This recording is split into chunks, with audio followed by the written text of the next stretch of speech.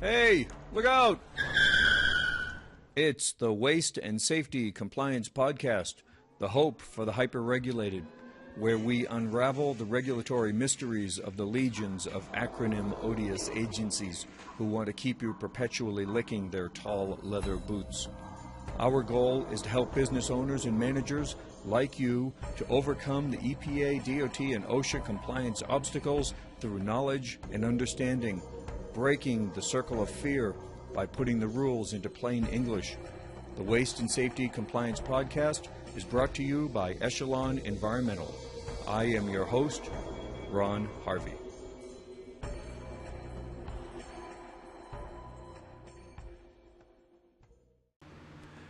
Hey everybody, we're going to do something a little different today.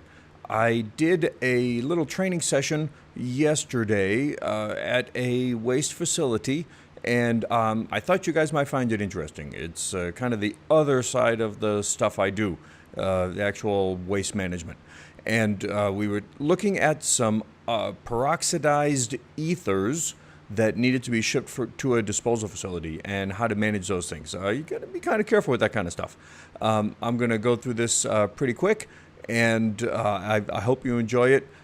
It is, by the way, you can see I'm not getting all fancy today with the recording and stuff. It's 4:13 in the morning. I haven't even shaved, and my microphone is in the picture. But who cares? I'm going to get this out for you because I think you'll find it. I think you'll find it interesting. Anyways, I hope you enjoy. If you have any questions, please send them to me. I love to talk about chemicals and waste management. All right, thank you. See ya. There we go. Okay, great. All right, so what we're talking about here today is that we've got some ether, okay? Diethyl ether right here, okay? And just so I read it on the label there, I think. Diethyl ether. Now, what's the problem? Do you guys know what the problem is with ether? Well, first off, it's flammable as all get out. All right, that's the first problem. The second problem is that if it's stored for too long, okay, it can form peroxides. You've probably heard of that before, right? This is a peroxide former. This is the peroxide former. Diethyl ether is the peroxide former. And to make it even worse, sometimes they have preservatives in here, inhibitors, okay? They put them in there to keep peroxides from forming. This bottle right here says, where did it say on here? That it's not inhibited. This one doesn't say it. Okay, it doesn't say it. The other one did, didn't it? Yes. But anyways, so this ether is not inhibited. The inhibitor prevents peroxides from forming. So the next question is, how old is this? Okay, that's the next question you have to ask when you got peroxides or ethers, any kind of peroxide former. Because the older they are, the more peroxides they can form, because they just continually form. So the question then is, okay, let's see here. Date received, August 23rd of 2001. Okay, that's old. All right, expired in 2006. So this thing has been on the shelf for 12 years. That's a pretty darned old peroxide. As a matter of fact, these aren't the same as the other ones, were they? Because those things were only like 3 months over. These might be different. I didn't even notice that we had two different kinds. Okay, all right. So now, tetrahydrofuran is also an oxide or a peroxide form potentially that was stored with these. Right. Okay, so the problem with the peroxides is if the peroxides are too high, we can't ship them for disposal. None of the disposal facilities will accept them. So what we got to do is we got to test the ether for peroxides. And to do that, we have this peroxide test strips that we use. Quantofix, my favorite. Okay.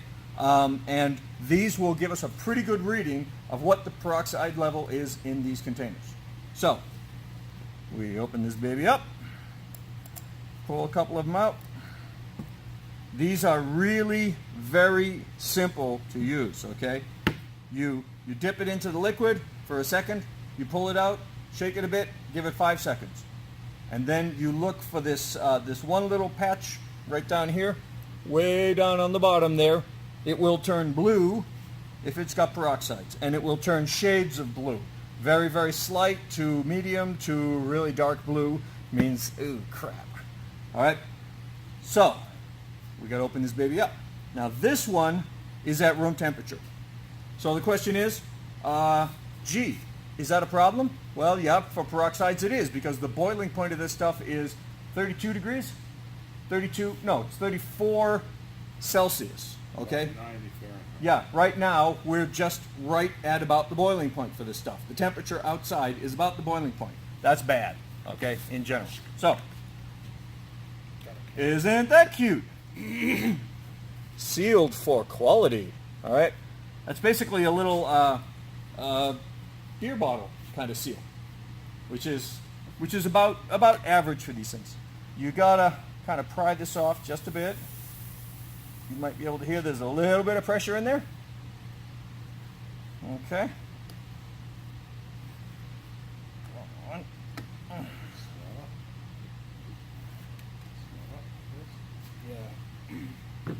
Okay, so now when you're doing this, you don't want to get any crud inside there, and I'll show you why. You want to make sure that you don't contaminate the ether that's in the bottle with any other stuff. Let's just see if you get your bubbles gone already. Nope.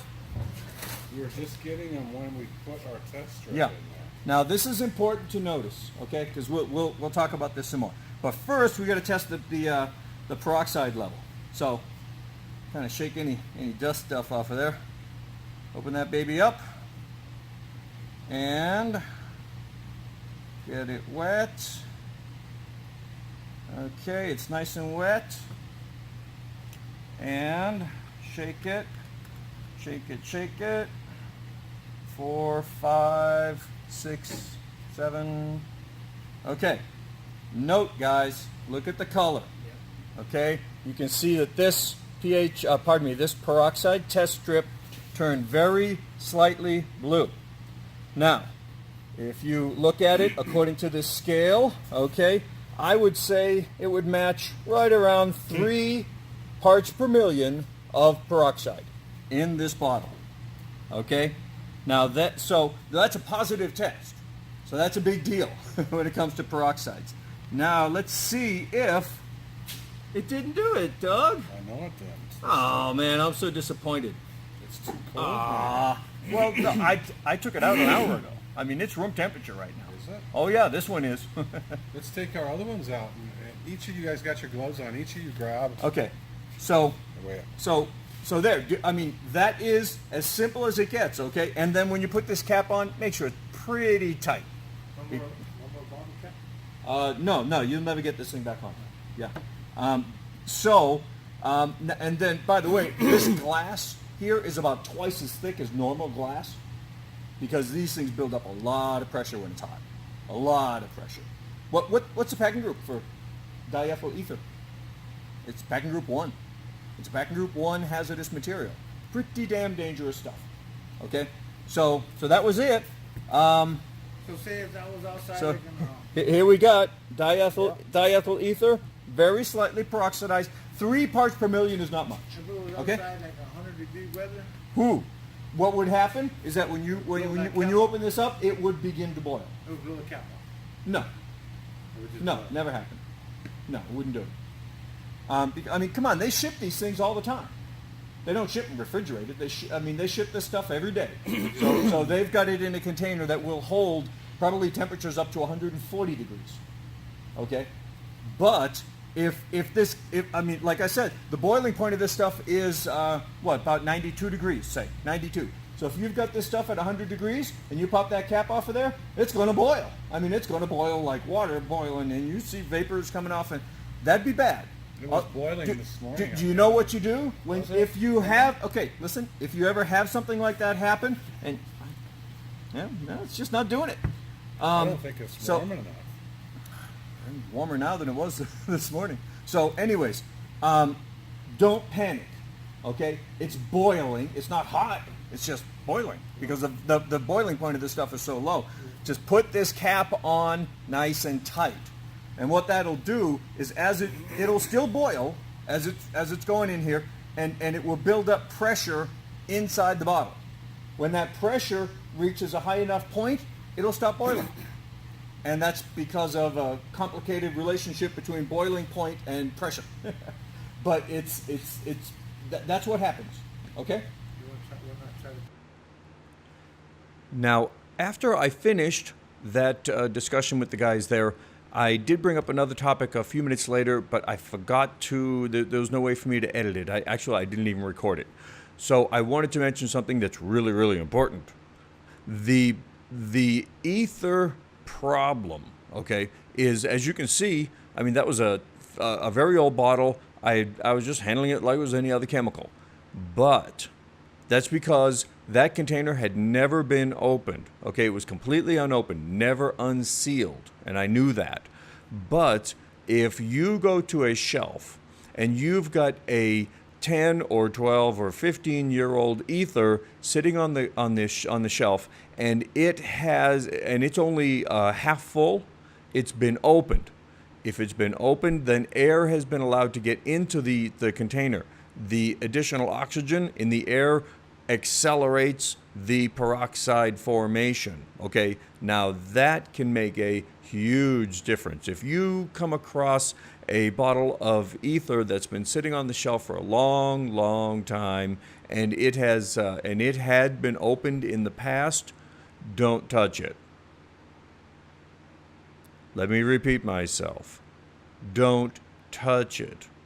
Don't even touch it. It could be extremely dangerous. So that would be a situation where you'd want to get some experts involved, because people have picked up those kind of bottles and they blow up and they get really hurt or worse. So I just wanted to make sure that I covered that very important fact. Okay. So anyways, I think I got this recorded. I'm really kicking this out this morning. Okay. All right. Thanks, everybody. Take care. Be careful. Goodbye. Are you feeling overwhelmed by inconceivably complex and constantly changing environmental health and safety responsibilities at your facility? Do you want to feel confident that you're doing this very important job well? Are you working without a net, with no instructors or support that you can turn to as you struggle with questions about the regulations? Can you tell the difference between a PEL and a POS?